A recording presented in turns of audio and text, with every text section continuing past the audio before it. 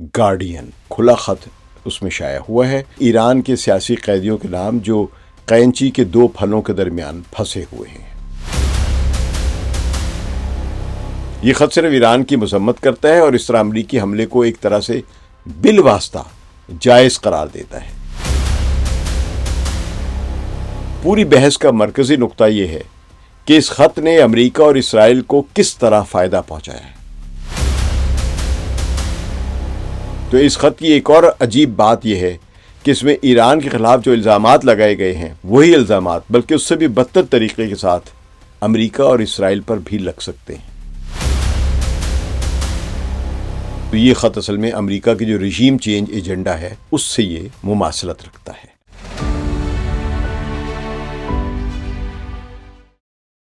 ثقلین امام کا سلام قبول کیجیے۔ آج کی اس ویڈیو میں ہم ایک انتہائی اہم اور ایک متنازع معاملے پر بات کریں گے۔ حال ہی میں برطانیہ کا ایک بڑا معروف اخبار ہے جس کو بہت سے لوگ لیفٹ لیننگ اخبار کہتے ہیں، یعنی بائیں بازو کی طرف جھکاؤ رکھنے والا اخبار کہتے ہیں، گارڈین۔ اس نے اپنے ایک اوپن لیٹر یعنی ایک کھلا خط اس میں شائع ہوا ہے جس کا عنوان تھا to ایران's political prisoners trapped between two blades of a scissors، یعنی ایران کے سیاسی قیدیوں کے نام جو قینچی کے دو پھلوں کے درمیان پھنسے ہوئے ہیں۔ یہ خط 20 اگست کو شائع ہوا تھا اور پھر اس کے بعد اس پر کافی بحث ہوئی۔ پہلے میں نے سوچا کہ میں اسی پر ہی کچھ بات کروں گا اسی وقت ہی، لیکن میں نے انتظار کیا کہ لوگوں کا رد عمل کیا آتا ہے۔ تو اب جب لوگوں کا رد عمل آیا ہے تو اس کے بعد میں اس کو ایک جامع طریقے سے اس پر ایک اپنی گفتگو پیش کر رہا ہوں جو میں نے بہت سارے لیفٹ کے دانشوروں کے جو بحثیں ہوئی ہیں ان کی مدد سے یہ جمع کی ہے۔ یہ خط مبینہ طور پر ایران کے سیاسی قیدیوں سے اظہار یکجہتی کے لیے لکھا گیا تھا اور اسے گارڈین نے شائع کیا، لیکن جلد ہی یہ بات عیاں ہو گئی کہ یہ خط دراصل ایران میں سیاسی قیدیوں کے لیے نہیں بلکہ ویسٹرن لبرلز یعنی مغرب کے آزاد خیال جو طبقے ہیں ان کے لیے لکھا گیا تھا، یا ان لیفٹسٹوں کے لیے یا ان لیفٹسٹ دانشوروں کے لیے لکھا گیا تھا جو ایران کے بارے میں ہمیشہ سے منفی خیالات رکھتے ہیں اپنی پریزمپشنز کی بنیاد پر، لیکن حالیہ امریکی اور اسرائیلی جنگ کی وجہ سے اس جنگ پر تنقید کرنے پر مجبور ہوئے تھے۔ یعنی وہ ہیں ایرانی رژیم کے خلاف، ہر ایک کا حق ہے، لیکن جب بہت زیادہ امریکہ اور اسرائیل نے بمباری کی، بڑی ہلاکتیں کی، میناب کے اسکول کا واقعہ ہوا، عوام میں بہت تباہی پھیلی، ایرانی عوام بہت خلاف کھڑے ہو گئے، تو اب انہیں ایرانی عوام سے دوبارہ رابطہ رکھنے کے لیے اس جنگ کی پر تنقید کرنا پڑی ہے۔ اور بہت سارا ایرانی ڈائسپورا جو ہمیشہ سے ایران کی اس اسلامی جمہوریہ کے خلاف ہے وہ بھی امریکہ اور اسرائیل کے ان حملوں پر تنقید کرنے پر مجبور ہوا تھا۔ تو اب اس خط کے ذریعے ایک رائے ہموار کی جا رہی ہے تاکہ ایران کے خلاف جاری امریکی اسرائیلی جنگ کو ایک اخلاقی جواز یعنی ایک مورل شیلڈ فراہم کی جائے۔ تو اس خط پر اینجلا ڈیوس جو کہ ایک مشہور امریکی کارکن اور سابق سیاسی قیدی ہیں، اور آپ دوسری جو ہیں بڑی مشہور و معروف شخصیت جنہوں نے دستخط کیے اس خط پر، ان میں ایک جوڈتھ بٹلر ہیں جو ایک امریکی فلسفی اور جینڈر اسٹڈیز کے ماہر ہیں۔ تو ان جیسی 20 سے زائد معروف ویسٹرن ایجوکیشنسٹ یا وہاں کے انٹلیکچوئل جو ہیں انہوں نے اور ایکٹیوسٹ جو ہیں انہوں نے دستخط کیے تھے اس خط پر۔ جو لیفٹ ونگ یعنی بائیں بازو جو ترقی پسند اور سامراج مخالف نظریے کے حامی سمجھے جاتے ہیں یہ لوگ اس فہرست میں شمار ہوتے ہیں۔ لیکن جیسے ہی خط شائع ہوا اس پر عالمی سطح پر شدید تنقید ہوئی اور کچھ دستخط کنندگان نے اپنے نام واپس لے لیے، اور ایک نے تو واضح طور پر بتایا کہ یہ خط ہی ایک جعل سازی ہے، ایک شیڈی ہے۔ آج ہم اس خط کے ٹیکسٹ کا جائزہ لیں گے تاکہ جنوبی ایشیا سے جو تعلق رکھتے ہیں اور جنوبی ایشیا کے جو ہمارے انڈیا پاکستان وغیرہ کے جو لبرل ہیں یا لیفٹ ہیں ان کو بھی آگاہ کیا جا سکے کہ دنیا میں کیسی کیسی سازشیں ہو رہی ہیں، اور ہر چیز کو اسٹیریو ٹائپ کی طرح دیکھنا یا اس پر تنقید کرنا کوئی عقل مندی، ذہانت یا صحیح معنوں میں بائیں بازو کی دانشوری نہیں ہے۔ اور ان تمام تنقیدی نکات کو سامنے رکھیں گے جو بائیں بازو کے معروف دانشوران جو ہندوستانی نژاد امریکی مورخ ہیں اور مصنف ہیں اور try continental institute for social research کے ڈائریکٹر ہیں، یعنی وجے پرشاد۔ پھر ایک رانیہ خالق ہیں جو ایک فلسطینی نژاد امریکی جرنلسٹ ہیں اور بائیں بازو کی بہت ایکٹیوسٹ بھی ہیں، اور زوئی الیگزینڈرا جو ایک امریکی جرنلسٹ اور پروگریسو نیٹ ورک سے وابستہ ایک صحافی جرنلسٹ ہیں، اور تہران سے تعلق رکھنے والے ایک جرنلسٹ ہیں نوید زرین نال، جو کولمبیا یونیورسٹی سے پی ایچ ڈی حاصل کر چکے ہوئے ہیں اور فی الحال تہران میں رہ رہے ہیں۔ تو انہوں نے اس خط پر بڑی سخت تنقید کی اور ایک بحث کی ہے۔ اس بحث نے مجھے ایک رائے بنانے میں بڑی مدد دی ہے۔ تو یہ تمام افراد بائیں بازو کے حلقوں میں بہت قابل احترام اور امریکن امپیریلزم یعنی امریکی سامراج، جو اب ظاہر ہے کہ امریکی عالمی تسلط کی ایک پالیسی ہے، اس کے یہ سخت ناقد ہیں یہ لوگ۔ تو ان کا کہنا ہے کہ یہ خط محض ایک پروپیگنڈا مواد ہے جو ایران میں سیاسی قیدیوں کے مسئلے کو استعمال کرتے ہوئے یو ایس وار مشین یعنی امریکی جنگی مشین، جو کہ امریکی فوجی نظام اور اس کی جنگی پالیسیوں اور اس میں جو لوگ بڑی بڑی جو اسلحہ بنانے والی کمپنیاں ہیں،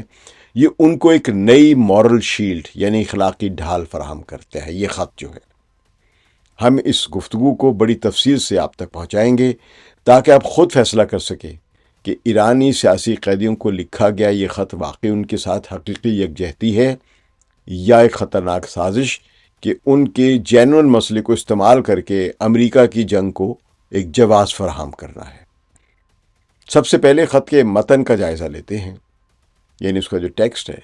خط کا آغاز ان الفاظ سے ہوتا ہے کہ اگست کا مہینہ ایران میں سن 1988 یعنی 1988 میں ہونے والے میس ایگزیکیوشن یعنی اجتماعی قتل عام، جس میں مبینہ طور پر ایک ساتھ بہت سے لوگوں کو پھانسی دینا یہ واقعہ تھا، یہ اس کی یاد دلاتا ہے۔ پھر ان کا کہنا ہے کہ اگست میں ہی 1953 میں ایران کے وزیر اعظم محمد مصدق کے خلاف برطانوی اور امریکی مشترکہ سازش کے ذریعے کی گئی بغاوت کی یاد بھی دلاتا ہے، جس کے نتیجے میں انہیں مصدق کو معزول کر دیا گیا تھا۔ اور یہ خط اس بغاوت کی بھی یادگار ہے، یعنی دو بغاوتوں کی، جس میں ایک تو ایرانی ایگزیکیوشن کا وہ مثال دے رہے ہیں اور ساتھ ساتھ ڈاکٹر مصدق کی حکومت کی جو برطرفی تھی،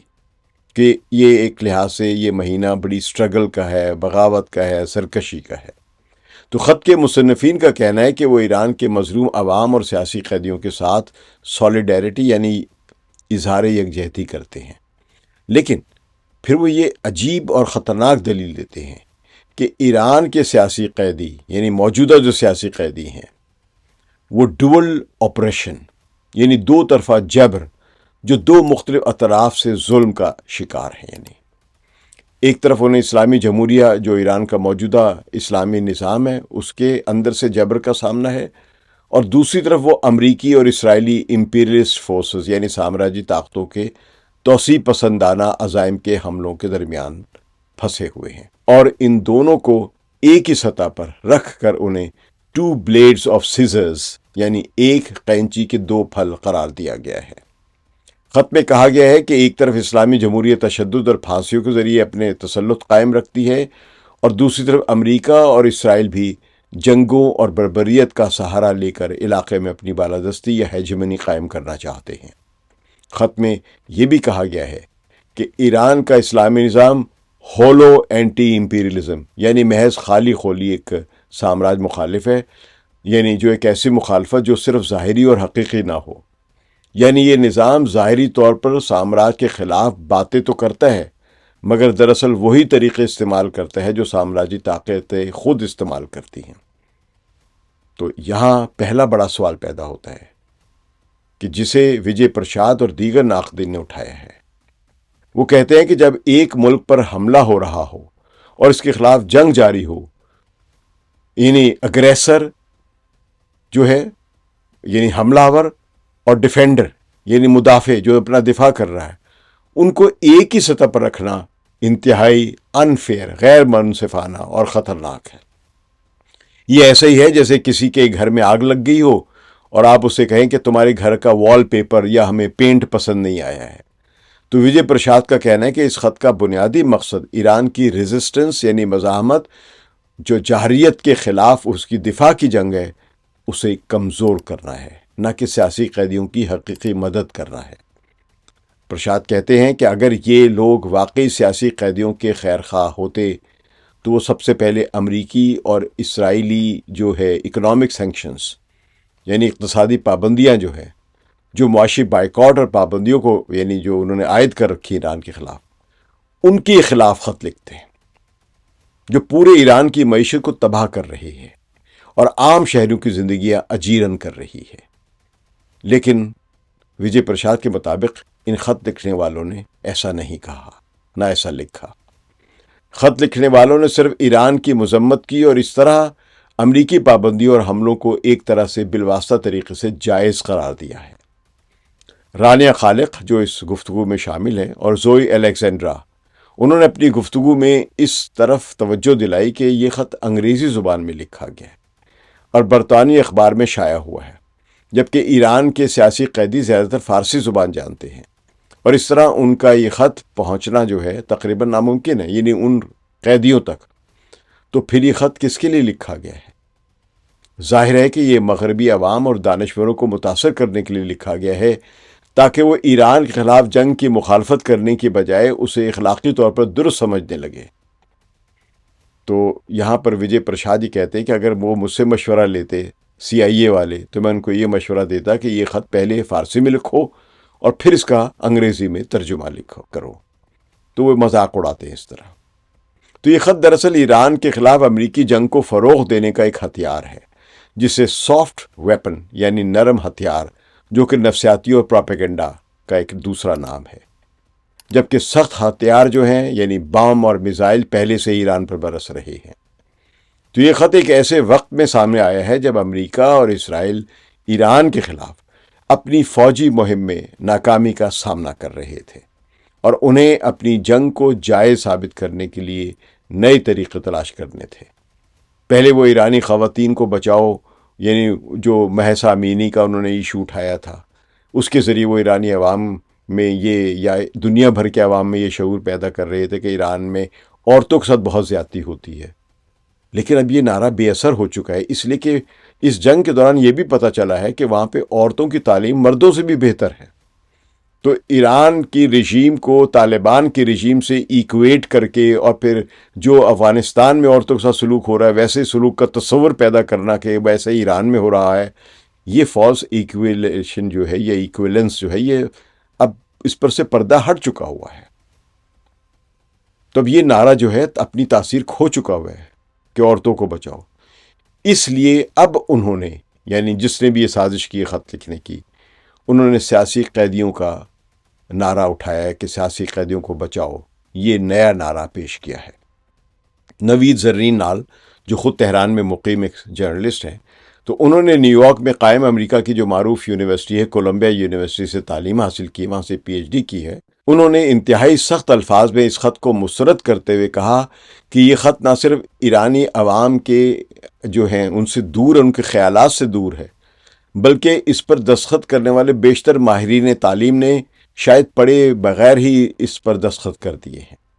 ان کا کہنا ہے کہ ان میں سے کچھ لوگ تو زائنسٹ فنڈنگ یعنی اسرائیل کی حامی وسائل سے چلنے والی یونیورسٹیوں میں اپنی ملازمتوں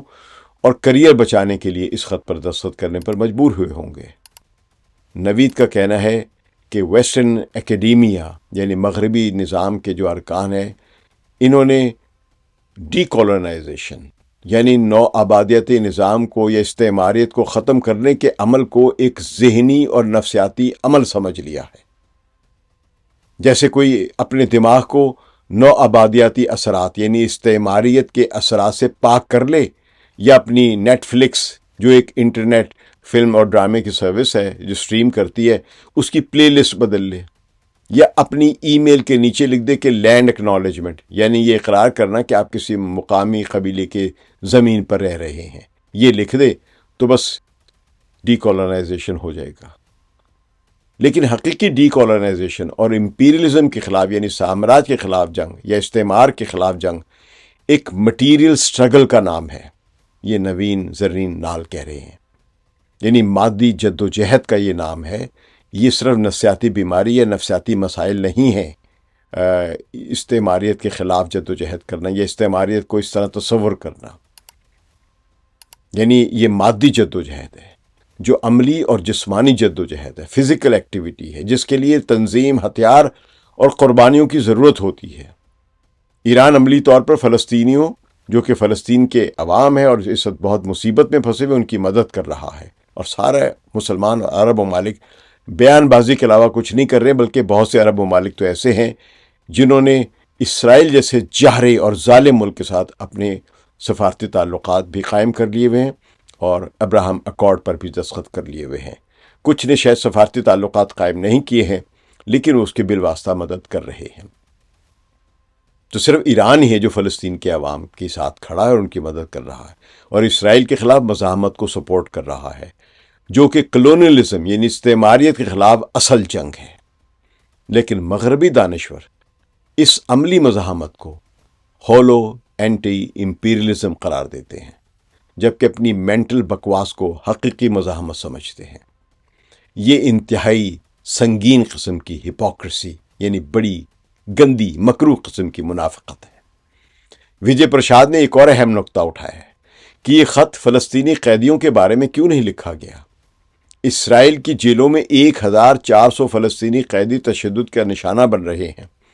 جن میں بچے بھی شامل ہیں۔ غزہ میں سدے تیمان نامی ایک اسرائیلی جیل کو آج کل آشوٹس کہا جا رہا ہے۔ آشوٹس دوسری جنگ عظیم میں جرمن نازیوں کی ایک مشہور قتل گاہ تھی، جہاں یہودیوں کا ہولوکاسٹ ہوا تھا۔ تو سدے تیمان جیل کے ان فلسطینی قیدیوں کی حالت انتہائی خراب ہے، اور وہاں تشدد اور طبی سہولتوں کی شدید کمی ہے۔ لیکن ان مغربی دانشوروں نے فلسطینی قیدیوں کے لیے کوئی خط نہیں لکھا، اور نہ ہی دی گارڈین نے کوئی خط شائع کیا۔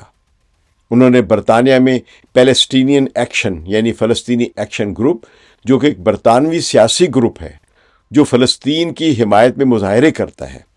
اس کے نوجوان جو ایکٹیوسٹ ہیں ان کے بارے میں کوئی خط نہیں لکھا،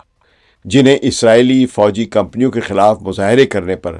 برطانوی حکومت میں جیل میں ڈال دیا ہے۔ نہ صرف انہیں جیل میں ڈال دیا ہے، بلکہ ان کی حمایت کرنے والوں کو بھی جیل میں ڈال دیا جاتا ہے۔ پتہ نہیں شاید اس کے بعد میں دوبارہ کر سکوں یہ ویلاگ یا نہیں۔ تو انہوں نے یمن کے عوام کے بارے میں کوئی خط نہیں لکھا، جو 8 سال سے امریکی اور سعودی حملوں کا شکار ہے۔ پھر کیوں صرف ایران؟ وجے پرساد کا کہنا ہے کہ اس کی وجہ یہ ہے کہ ایران کو نشانہ بنانا اس وقت امریکی اور اسرائیلی ایجنڈے کا حصہ ہے، اور یہ خط اسی ایجنڈے کی تکمیل کے لیے لکھا گیا ہے۔ اگر یہ لوگ واقعی انسانی حقوق کے علمبردار ہوتے تو وہ دنیا بھر میں جبر کا شکار ہونے والے تمام مظلوموں کے لیے یکساں آواز اٹھاتے، لیکن ان کا انتخاب صرف ایران کے سیاسی قیدی ہیں، اور ایران بنا ہے، اور وہ بھی ایسے وقت میں جب ایران پر امریکی حملے مسلسل ہو رہے ہیں اور اکنامک سینکشنز کا ایک مزید ڈی ڈے شروع کر دیا گیا ہے۔ اور انہوں نے یہ بھی ذکر کیا ہے کہ اس خط کے لکھنے کے بعد ہی امریکہ نے اکنامک ڈی ڈے کا اعلان بھی کیا ہے۔ تو دی گارڈین میں شائع ہونے والے خط کا ایک اور انتہائی متنازع پہلو اس پر دستخط کرنے والوں کی فہرست ہے۔ اس میں مومیا ابو جمال، جو کہ ایک امریکی سیاسی قیدی ہیں اور اس وہاں پہ جیل میں سڑ رہے ہیں بیچارے، یہ جرنلسٹ ہیں اور ایکٹیوسٹ ہیں جو ایک متنازع مقدمے میں عمر قید کی سزا بھگت رہے ہیں، ان کا نام بھی اس فہرست میں شامل کیا گیا ہے کہ انہوں نے بھی خط لکھا ہے ایران کے سیاسی قیدیوں کے لیے۔ مومیا ابو جمال اس وقت امریکی جیل میں ہیں، اور وہ ہمیشہ سامراج اور ریسزم یعنی نسل پرستی کے خلاف بولتے رہے ہیں۔ انہوں نے حال ہی میں ایران کے خلاف امریکی جنگ کے بارے میں پیپر پلیٹس یعنی جو کاغذ کی پلیٹیں جن پر کھانا سرو ہوتا ہے، اس پر ایک پیغام لکھا جو کہ باہر ریلیز ہو کر آیا ہے، جس میں انہوں نے کہا کہ ایران آج پوری دنیا بالخصوص تھرڈ ورلڈ یعنی تیسری دنیا ترقی پذیر ممالک کو ایک سبق سکھا رہا ہے کہ سامراج کے خلاف کیسے لڑا جاتا ہے۔ انہوں نے ایران کا موازنہ ویتنام سے کیا ہے، جس نے امریکہ کو شکست دی تھی، جس نے ایک غریب ملک ہونے کے باوجود امریکہ کی طاقتور فوج کو شکست دی تھی۔ تو مومیا ابو جمال کا پیغام اس گارڈین کے خط کی مکمل مخالفت کرتا ہے، یعنی ان کا جو اصل جو ان کا پیغام ہے سیاسی، وہ اس خط سے بالکل بھی تعلق نہیں رکھتا ہے۔ تو سوال یہ ہے کہ پھر مومیا کا نام اس خط پر کیسے آ گیا؟ وجے پرساد اور دیگر جو ان کے شرکا جو گفتگو میں شامل تھے، ان کا کہنا تھا کہ مومیا نے اس خط پر دستخط نہیں کیے تھے اور نہ ہی ان سے رضامندی لی گئی تھی۔ یہ ایک بڑا سکینڈل ہے کہ بغیر اجازت کے کسی سیاسی قیدی کا نام اس طرح استعمال کیا جائے۔ مومیا کے قریبی ساتھیوں نے بھی اس کی تصدیق کی ہے۔ رابن ڈی جی کیلے جو ایک امریکی مورخ اور افریقی مطالعات یعنی امریکن افریقن اسٹڈیز کے ایک پروفیسر ہیں اور ایک معروف اسکالر ہیں، انہوں نے بھی اپنا نام واپس لے لیا ہے جب یہ خط شائع ہوا اور جو اس پر ریئیکشن آیا۔ تو اس کیلے نے اس خط کو شیڈی یعنی مشکوک اور مبہم قرار دیا ہے۔ ان کا کہنا تھا کہ ان سے دستخط لینے کے حالات بہت مشکوک تھے اور جو کچھ اخبار میں چھپا وہ ٹیکسٹ نہیں تھا جو انہیں پہلے دکھایا گیا تھا۔ یہ ایک اور سکینڈل ہے۔ تو اب یہ سوال پیدا ہوتا ہے کہ آخر اس خط کا مسودہ کس نے تیار کیا اور کس نے ان دستخط کنندگان سے رابطہ کیا جو یعنی اب کہہ رہے ہیں کہ ہم سے دستخط لیے گئے تھے اور ہم کو بتایا نہیں گیا تھا، ہمارا ٹیکسٹ غلط تھا۔ تو وجے پرساد جاننا چاہتے ہیں کہ آپ ان کے چہروں سے پردہ ہٹائیں۔ جواب دینے کے بجائے اب کچھ لوگ جو ہے پردے کے پیچھے چھپ رہے ہیں۔ اس موقع پر ہمیں ایک انتہائی اہم اور متبادل آواز سننی چاہیے جو اس متنازع خط کے برعکس ایک ذمہ دارانہ اور دانشورانہ موقف پیش کرتی ہے۔ امریکہ کی جان ہاپکنس یونیورسٹی جو کہ وہاں کی بڑی معروف ریسرچ یونیورسٹی ہے، اس سے تعلق رکھنے والے ایک ایرانی نژاد امریکی اسکالر ہیں نرگس باجوغلی، جو ایک اینتھروپولوجسٹ ہیں اور ایران کے بارے میں کافی سارے ان کا آرٹیکلز بھی ہیں اور 2 کتابیں بھی ہیں۔ انہوں نے اس دی گارڈین کے خط کے متبادل کے طور پر ایک اپنا متن پیش کیا جو انہوں نے اپنے سوشل میڈیا پر پوسٹ کیا ہے، جس کا ایک اقتباس میں یہاں پیش کر رہا ہوں۔ وہ ایرانی سیاسی قیدیوں کو مخاطب کرتے ہوئے اپنے متبادل خط کے متن میں لکھتی ہیں کہ آپ کے ملک یعنی ریاست اور عوام کی سامراجی تسلط اور صہیونی توسیع پسندی کے خلاف مزاحمت ایرانی انقلاب کی سب سے قیمتی کامیابیوں میں سے ایک ہے۔ آپ اس مزاحمت کا حصہ ہیں اور آپ اس جدوجہد کو انقلاب کے نامکمل وعدوں کی تکمیل تک پھیلانے کا مطالبہ کرنے کی قیمت ادا کر رہے ہیں، یعنی انسانی وقار، سماجی انصاف اور آزادی کا احترام۔ آپ سامراجیوں اور صہیونیوں کو اپنے جائز مقاصد کو اس انقلاب کی مخالف سامراجی نبض کو غیر قانونی قرار دینے کے لیے استعمال کرنے کا موقع نہ دیں۔ آپ شاید سنیں گے کہ امریکی حکومت ایران میں انسانی حقوق کی صورتحال پر فکر مند ہے، یا اسرائیل آپ کے ملک میں آزادی لانا چاہتا ہے، جیسا کہ آپ میں سے بہت سے لوگ پہلے ہی پبلکلی وضاحت کر چکے ہیں کہ وہ یعنی امریکہ اور اسرائیل اپنی ہیجمنی کو آگے بڑھانے کے لیے آپ کی جدوجہد کو ایک ویپن، ایک ہتھیار کے طور پر استعمال کرنا چاہتے ہیں۔ یہ اقتباس آپ چاہیں تو پورا خط ان کی ویب سائٹ پہ جا کے پڑھ سکتے ہیں یا فیس بک پہ جا کے نرگس باجوغلی سرچ کرے آپ پڑھ سکتے ہیں، لیکن یہ اقتباس میں نے صرف اس لیے دیا ہے کہ وہ یہ سمجھتی ہیں ان جیسے اسکالرز کہ یہ خط جو لکھا گیا ہے، جو دی گارڈین میں شائع ہوا ہے، یہ کتنی بڑی سازش ہے، لہٰذا انہوں نے ایک متبادل ایک ٹیکسٹ لکھا ہے۔ تو یہ اقتباس اس حقیقت کو بہترین انداز میں واضح کرتا ہے، نرگس باجوغلی نے جو لکھا ہے، کہ ایرانی ڈائسپورا کے اندر بھی بہت سے دانشور اور ایکٹیوسٹ موجود ہیں جو اپنے ملک میں ریفارمز یعنی انسانی حقوق کی حمایت کرتے ہیں، لیکن وہ اس بات کو بخوبی سمجھتے ہیں کہ امریکہ اور اسرائیل جیسی طاقتور جو ہیں ممالک یا فوجیں جو ہیں، ان کی طرف سے جو اظہار تشویش ظاہر کیا جاتا ہے، دراصل ان کے اپنے مفاد کے لیے ایک ہتھیار ہے، نہ کہ ایران کے عوام کی حقیقی مدد کرنا۔ نرگس باجوغلی کا یہ موقف اس بات کی عکاسی کرتا ہے کہ ایک حقیقی سامراج مخالف دانشور امریکی ایجنڈے کا حصہ بنے بغیر کیسے ایران کی مزاحمت کو سراہتے ہوئے اندرونی اصلاحات کا مطالبہ بھی کر سکتا ہے۔ یہی وہ خلا ہے جسے دی گارڈین کے متنازع خط نے پر کرنے کی کوشش کی، لیکن وہ اس میں ناکام رہا کیونکہ اس نے ایران کی مزاحمت کو ہی نشانہ بنایا ہے۔ اس نے امریکہ اور اسرائیل کو براہ راست اپنا ہدف نہیں بنایا ہے، بلکہ ایکول، یعنی وہ بھی ظالم یہ بھی ظالم، لہٰذا یہ دونوں بیچارے جو جنگی یا سیاسی قیدی ایران کی اس میں پھنس گئے نہیں۔ یہ نرگس باجوگلی کے خط کو پورا پڑھیں اگر آپ موقع ملتا ہے۔ تو اب اس پوری بحث کا مرکزی نقطہ یہ ہے کہ اس خط نے امریکہ اور اسرائیل کو کس طرح فائدہ پہنچایا ہے۔ جب امریکہ ایران پر اقتصادی پابندی عائد کرتا ہے، اکنامک سینکشنز عائد کرتا ہے اور اس پر بمباری کرتا ہے، تو وہ ایران کی معیشت کو تباہ کر دیتا ہے اور عام شہریوں کو شدید مشکلات کا سامنا کرنا پڑتا ہے۔ جنگیں لوگوں کو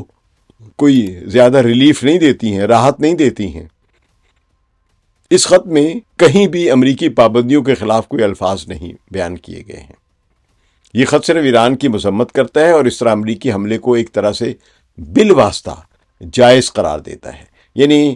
ایران پر حملے کرنا بری بات ہے، لیکن کیونکہ ایران ایسے اچھے جنگی یعنی سیاسی قیدیوں کو اس نے اپنی جیلوں میں رکھا ہوا ہے، لہذا امریکہ اور اسرائیل کچھ ٹھیک ہی کر رہے ہیں۔ تو وجے پرشاد کا کہنا ہے کہ یہ خط ایک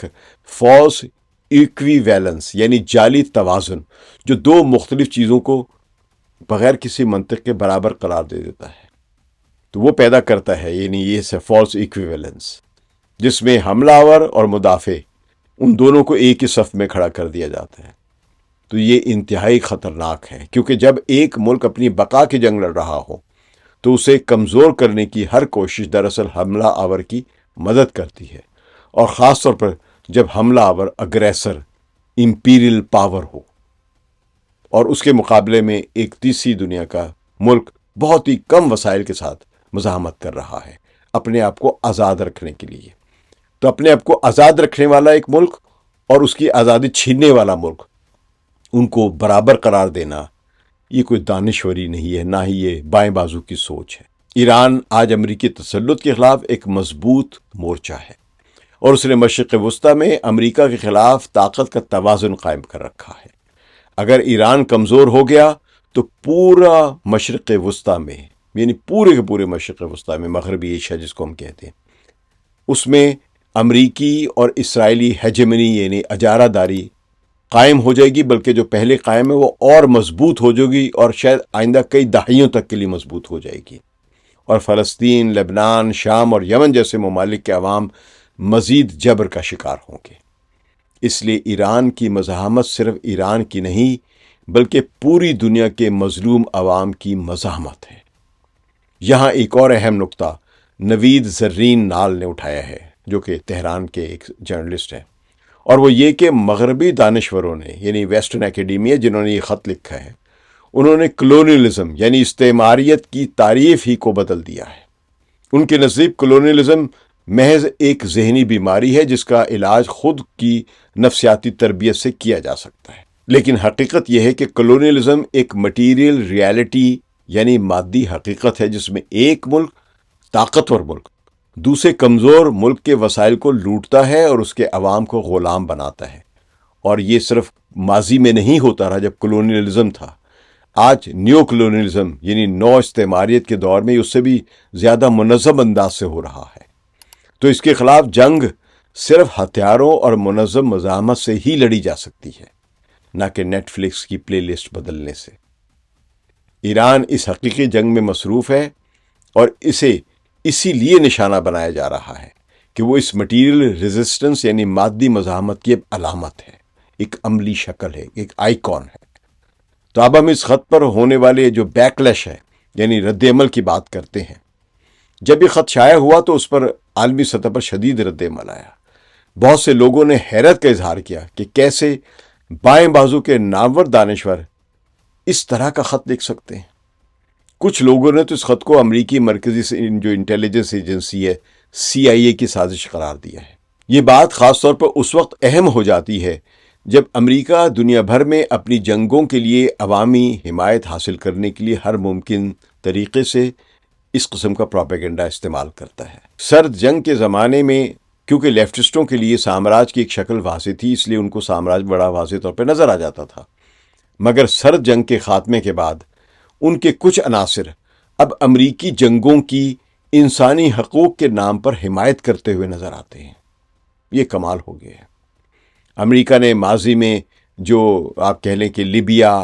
شام اور عراق کے خلاف جنگوں کے لیے بھی ایسے ہی پروپیگنڈے کا سہارا لیا، انسانی یعنی ہیومینیٹیرین انٹرونشن اس طرح کے نام پر حملے کیے ہیں، جمہوریت لانے کے لیے حملے کیے ہیں، لیکن ان جنگوں میں بائیں بازو کے دانشوروں کی اتنی بڑی تعداد نے سامنے آ کر یعنی امریکہ کی جنگ کی حمایت نہیں کی تھی جتنی کہ اب ہو رہی ہے۔ اس بار ایران کے خلاف جنگ کے لیے انہوں نے ایک نیا طریقہ آزمایا ہے، یعنی CIA یا امریکہ نے یا سامراج نے، اور یہ خط اسی پروپیگنڈے کا ایک حصہ ہے۔ لیکن خوش قسمتی سے اس بار عوام اور دانشوروں نے اس خط کو شدت سے مسترد کیا ہے اور اس کی حمایت سے انکار کیا ہے۔ اس سے ظاہر ہوتا ہے کہ اب لوگ امریکی پروپیگنڈے کو زیادہ بہتر طریقے سے پہچاننے لگ گئے ہیں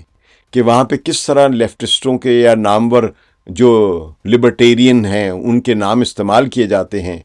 اور تیسری دنیا کے لوگوں کو متاثر کیا جاتا ہے۔ دیکھو جی، لیفٹ کے بڑے بڑے دانشور جو امریکہ میں بیٹھے ہوئے ہیں وہ ایران کی مذمت کر رہے ہیں، تو تیسری دنیا میں بیٹھے ہوئے جو لیفٹ کے دانشور ہیں وہ بھی ایران کی مذمت کریں۔ یہ غلط ہے۔ تو اس خط کی ایک اور عجیب بات یہ ہے کہ اس میں ایران کے خلاف جو الزامات لگائے گئے ہیں وہی الزامات بلکہ اس سے بھی بدتر طریقے کے ساتھ امریکہ اور اسرائیل پر بھی لگ سکتے ہیں، اور شاید زیادہ سختی کے ساتھ۔ امریکہ دنیا میں سب سے بڑی جیلوں کا نظام رکھتا ہے اور وہاں سیاسی قیدیوں کی تعداد بہت زیادہ ہے۔ امریکہ میں ہائیسٹ یعنی پروپورشنل تناسب کے لحاظ سے جیلوں کی آبادی جو ہے وہ دنیا کی سب سے زیادہ ہے، سب سے زیادہ۔ اسرائیل ایک واضح قسم کی اپارٹھائڈ یعنی نسل پرست اور کلونیل یعنی استعماری ریاست ہے جو فلسطینیوں کو قتل کر رہی ہے اور جیلوں میں ڈال رہی ہے،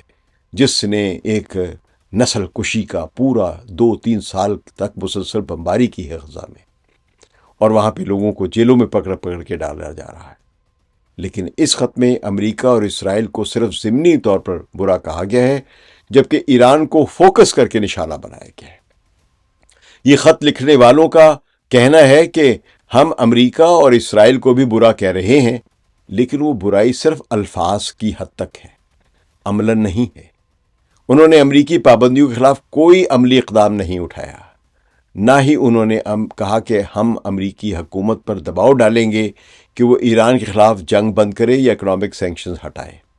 انہوں نے صرف ایران کو تنقید کا نشانہ بنایا اور یوں امریکی سامراج کی خدمت کی ہے اس خط پر دستخط کرنے والوں نے۔ وجے پرشاد کا کہنا ہے کہ اگر یہ لوگ واقعی سامراج کے مخالف ہیں تو انہیں چاہیے تھا کہ وہ امریکہ اور اسرائیل کو کھلے عام چیلنج کرتے اور ان کی جنگ کی مخالفت کرتے، لیکن انہوں نے ایسا نہیں کیا۔ اس خط کے خلاف ایک اور اہم تنقید یہ ہے کہ اس نے ایران کے سیاسی قیدیوں کی حقیقی مشکلات کو نظر انداز کیا ہے۔ خط میں کہا گیا ہے کہ ایران میں سیاسی قیدی جو تشدد اور ناانصافی کا شکار ہیں، لیکن اس میں کوئی عملی تجویز نہیں دی گئی کہ ان کی مدد کیسے کی جائے۔ کیا ان قیدیوں کو قانونی مدد فراہم کی جانی چاہیے؟ کیا انٹرنیشنل آرگنائزیشنز یعنی بین الاقوامی جو ادارے ہیں ان جیسے کہ اقوام متحدہ ہے ان کو ان کے کیسز دیکھنے چاہیے؟ کیا ایران پر دباؤ ڈالا جانا چاہیے کہ وہ ان قیدیوں کو رہا کرے؟ خط میں ان میں سے کوئی بھی تجویز نہیں دی گئی ہے۔ یہ خط صرف ایک عام سی مذمت تھی جو ایران کے خلاف امریکی پروپیگنڈے کا حصہ بن گئی ہے۔ اس کے برعکس وجے پرشاد اور دیگر نے یہ تجویز دی کہ ایران کے خلاف جنگ کو روکنے کے لیے عملی اقدامات اٹھائے جائیں، جیسے امریکی پابندیوں کی مخالفت کی جائے اور ایران کو اقتصادی اور سیاسی مدد فراہم کی جائے۔ ان کا کہنا ہے کہ حقیقی یکجہتی کا مطلب ہے کہ آپ مظلوم کے ساتھ کھڑے ہوں اور ظالم کے خلاف بولیں، نہ کہ دونوں کو ایک ہی سطح پر رکھیں۔ اس پوری بحث میں ایک اور اہم نقطہ یہ ہے کہ اس خط نے ایران کے اندرونی معاملات میں مداخلت کو فروغ دیا ہے۔ خط کے مصنفین نے خود کو ایران کے سیاسی قیدیوں کا گارڈین قرار دیا ہے، جبکہ حقیقت میں وہ ایران کے سیاسی نظام کو چیلنج کر رہے ہیں۔ یہ امریکہ کے اس پرانے ایجنڈے کے عین مطابق ہے جسے رژیم چینج یعنی نظام کی تبدیلی کہا جاتا ہے۔ امریکہ ہمیشہ سے یہ چاہتا رہا ہے اور ابھی بھی چاہ رہا ہے کہ ایران میں اس کے وفادار حکمران آ جائیں، مونارکسٹ آ جائیں یا اس قسم کے لوگ آ جائیں جو امریکی احکامات یا پالیسی کے تابع ہوں، جو اس کی پالیسیوں کی حمایت کریں۔ اس خط نے ایران کے نظام کو جابر، تشدد پسند اور ظالمانہ قرار دے کر اسے تبدیلی کے لیے ذہنی طور پر ایک زمین تیار کی ہے۔ یعنی بہت ظالمانہ نظام ہے، آمرانہ نظام ہے، تھیوکریسی ہے، اس کو تو ہٹنا ہی چاہیے۔ تو یہ خط اصل میں امریکہ کی جو رژیم چینج ایجنڈا ہے اس سے یہ مماثلت رکھتا ہے۔ اگرچہ خط میں براہ راست نظام کی تبدیلی کا مطالبہ نہیں کیا گیا اس خط میں، لیکن اس کا لہجہ اور الفاظ ایسے ہی تھے کہ قاری کو یعنی پڑھنے والے کو ایران کا نظام ناپسندیدہ لگنے لگے، وہ اس سے کراہت محسوس کرنے لگے۔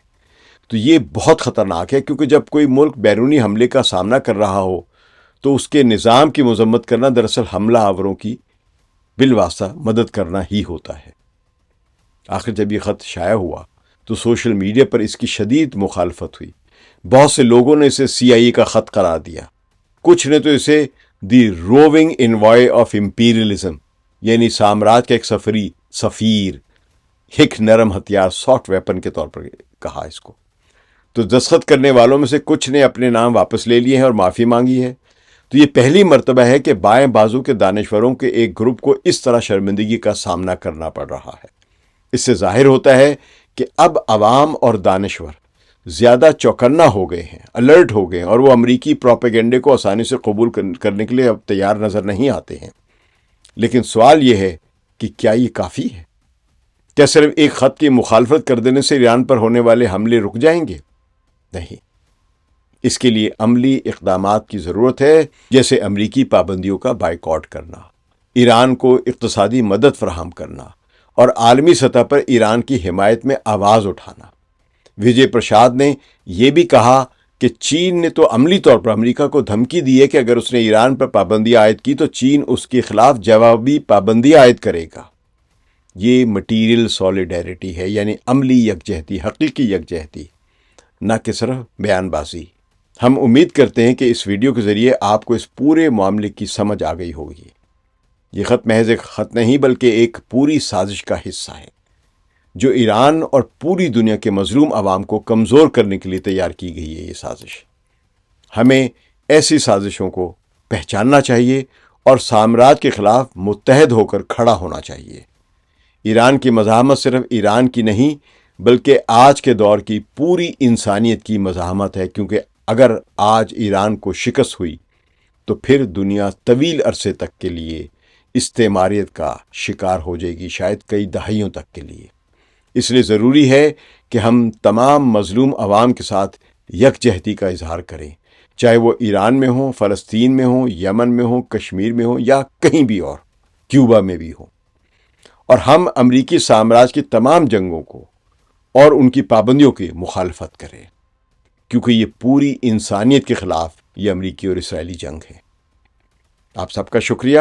اور ہم اگلے ویڈیو میں آپ سے ایک نئے موضوع کے ساتھ ملیں گے۔ اس وقت تک کے لیے ثقلین امام کو اجازت دیجیے۔ خدا حافظ۔